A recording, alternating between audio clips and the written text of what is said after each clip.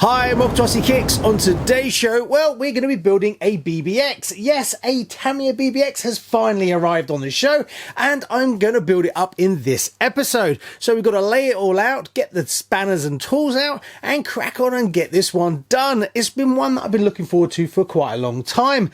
It's been out now, what, 7 months, something like that, and I finally got round to it. One of you is going to have the opportunity to win this one. I'm actually raffling it off, so if you'll be interested in one of these, comes with worldwide shipping included in the ticket. I'll put a link below and head over there, as this could be yours. Right, I think that covers everything, so let's lay it out and get it built.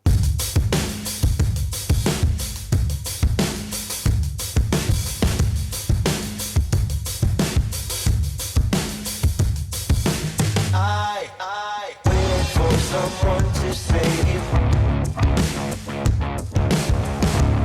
I wanna tell you something new. You drove us both into a wall. I drive away into the night, and I contemplate for a while. Don't you think you wanna be for the best? If I back my stuff and leave sooner than this. Don't you think you wanna be for the best? If I back my stuff and leave sooner than this.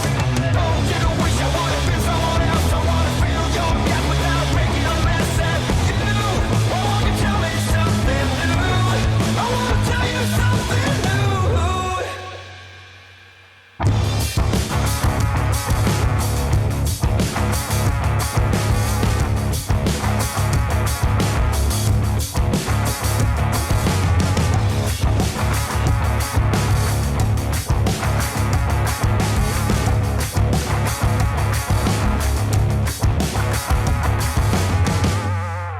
I wish you all the best I can, then I stop myself for a while.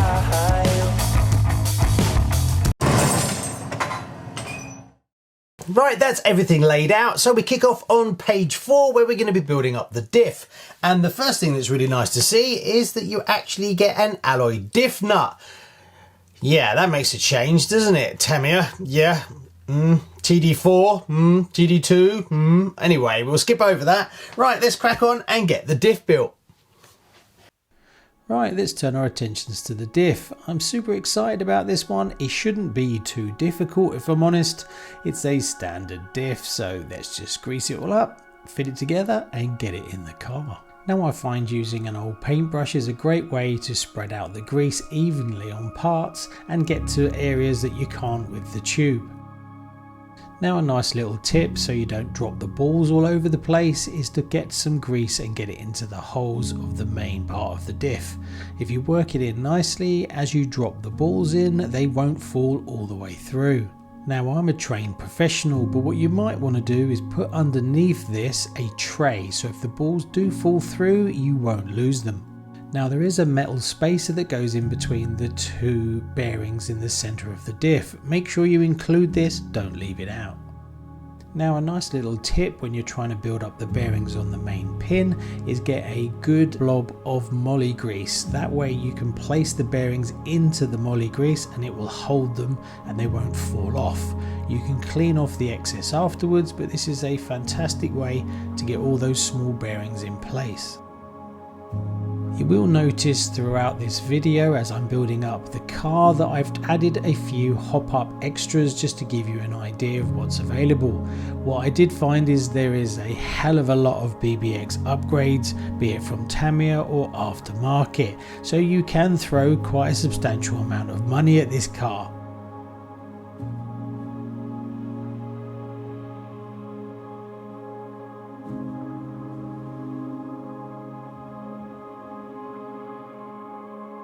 Now a quick test to make sure it's nice and tight as it's supposed to be, and then we can call the diff done and move on.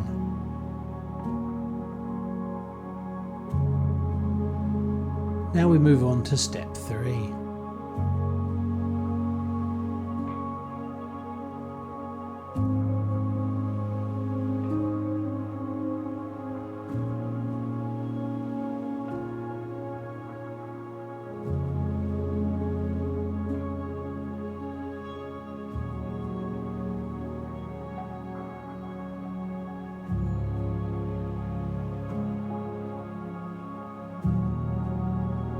Right, there you go, all done. Now we need to just drop them into the housing.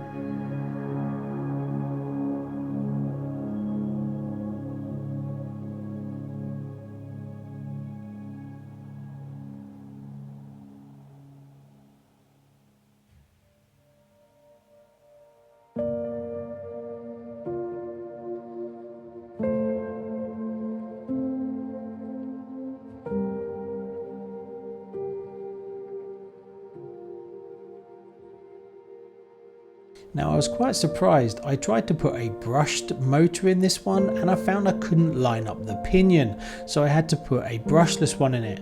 I think that's what Tamiya wants you to do really, but you could make it work, but you'd need to pick up a different pinion.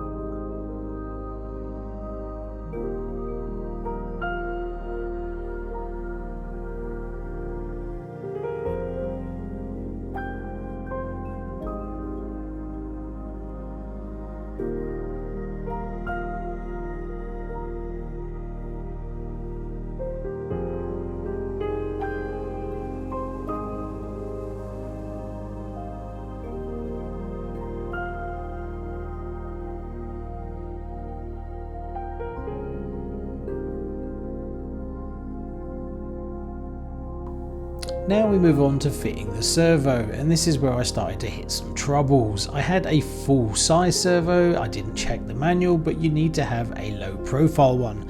I did manage to find a spare one and I thought it was fine. After I fitted that, I realised it was damaged and it was notchy. It's definitely got some damage inside of it, but after fitting everything to the full size servo, then moving it over and truing up this servo, it was starting to get a bit of a joke and I wasted about half an hour. Luckily, after I built this car, I realised it's not that difficult to drop a new servo into the chassis, so I will order it for the next video.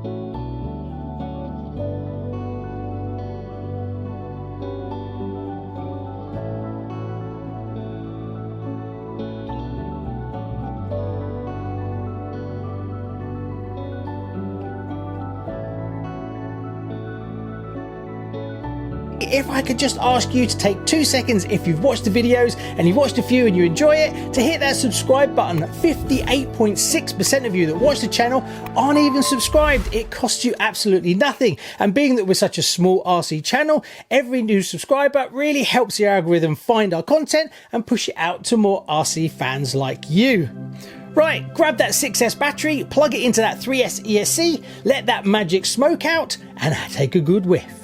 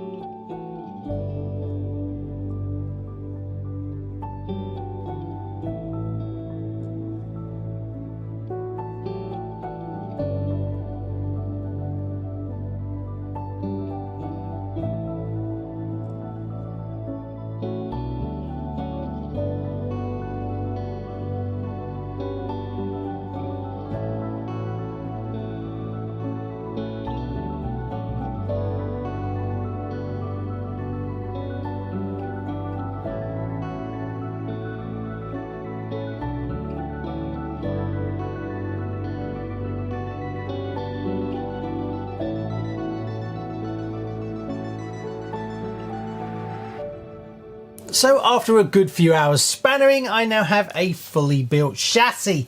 In the next episode, we've got to paint up all the body, cut it out, spray it up, put all the decals on it, paint up the driver. Also, I've got to solder up the electronics, and I need to get a servo. Like always, I've run out of servos. You need to put a low profile, half height servo in this, and I thought I had one. Turns out this was a broken one that I'd been using ages ago and forgot all about, so I need to fix this and also buy another one. But putting this kind of level of servo in this is a bit wasteful really, so I'll try and find something that's a bit more in keeping with this, as really you're not going to be running this at a track, you're going to be going around the garden in it. Also, one thing that kind of caught me out a little bit is I was going to put just a sports tune motor in it. But fitting these is a little bit more challenging because you can't line up the pinion with the spur with these. You kind of could if you messed around and picked up a few other pinions, and I managed to kind of get it to work, but I decided that, well, I found that I had a brushless motor, so I'm going to put that in it, but I've got to solder it up, so I'll do that next. But that was a bit of a strange one, that these don't really fit that well, but I'm guessing that Tamiya just wants you to put brushes in this one. So we've got to cut out all the body, paint it up, put the decals on, and paint up the driver in the next episode, and then take it for a bit of a run, and then it will be going off to its new owner. Yes, I am raffling this off like I said earlier in the beginning of the video, so if you would like an opportunity to win this exact buggy, I'll put a link in the description. Head over there. You can get that just for a couple of dollars, couple of pound, and that includes shipping worldwide. So we'll ship it all the way to you for the price of the ticket. Thanks so much. Please like and subscribe, and I'll see you on the next one. Nice one, Tamiya. I think you did a good job of that.